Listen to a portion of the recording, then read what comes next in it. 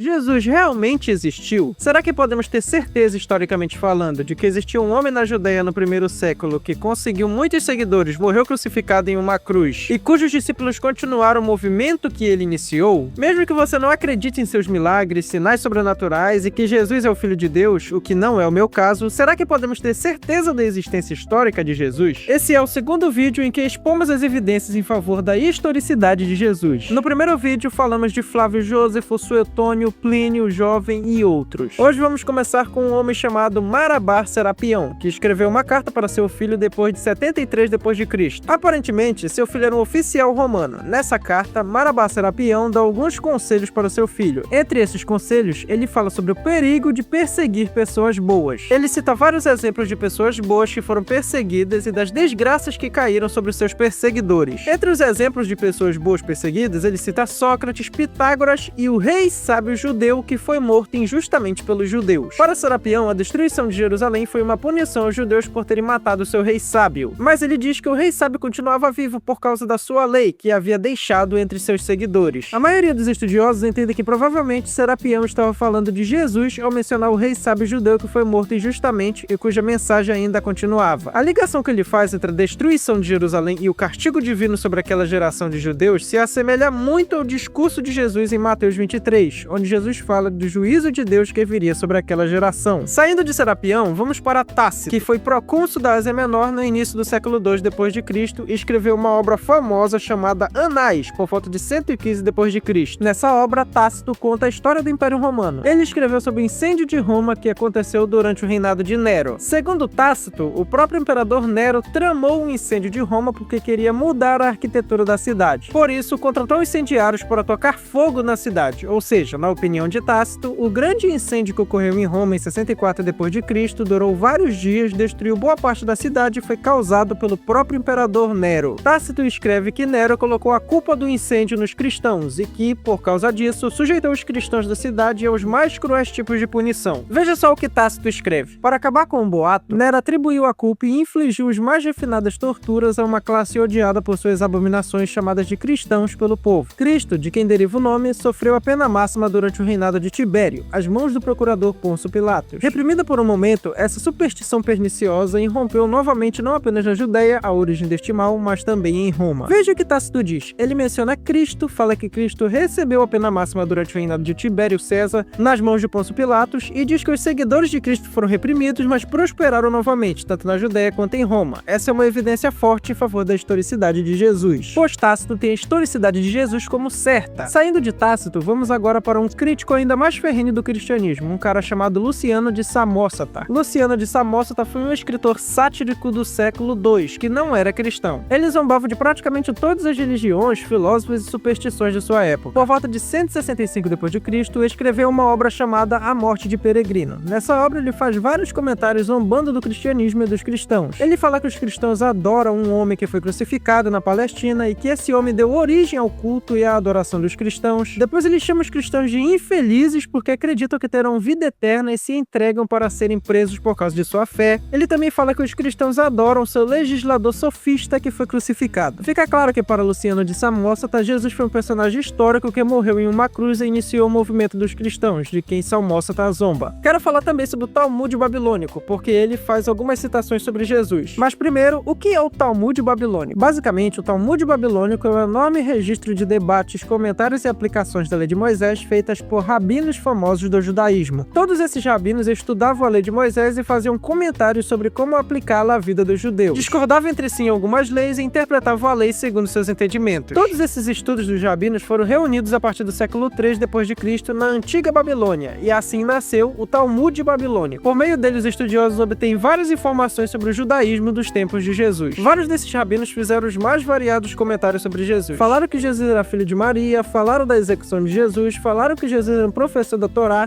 falaram que Jesus se envolveu com bruxaria e idolatria, falaram que Jesus era um mau aluno, entre muitas outras coisas. Mas o que importa é que, mesmo sendo hostis ao cristianismo, esses rabinos não negam a historicidade de Jesus e a têm como certa, além de falarem sobre várias características da vida de Jesus que aparecem nos evangelhos, como o fato de Jesus ser filho de Maria, ensinar a Torá e etc. Nós temos que falar também da própria Bíblia e de alguns documentos cristãos como documentos que pesam em favor da historicidade de Jesus. Os documentos cristãos cristãos também podem ser usados como fontes históricas, pois foram escritos no primeiro século por pessoas que alegavam ter vivido ou ouvido sobre o ministério e os ensinamentos de Jesus. A maioria dos historiadores concordam que os documentos cristãos do Novo Testamento têm seu valor como qualquer outro documento cristão ou não na pesquisa histórica. Aí varia de historiador para historiador o grau de confiabilidade que ele vai atribuir aos escritos do Novo Testamento, tudo com base em sua pesquisa e em seus pressupostos. Por exemplo, um estudioso cristão tende a confiar mais nos relatos bíblicos do que um estudioso ateu, mas o que todos têm em comum é algum grau de confiança nos documentos bíblicos como contendo registros históricos confiáveis. Resumindo, você pode não acreditar nos relatos de Jesus fazendo milagres ou sendo considerado filho de Deus, mas isso não cancela o fato de Jesus ter existido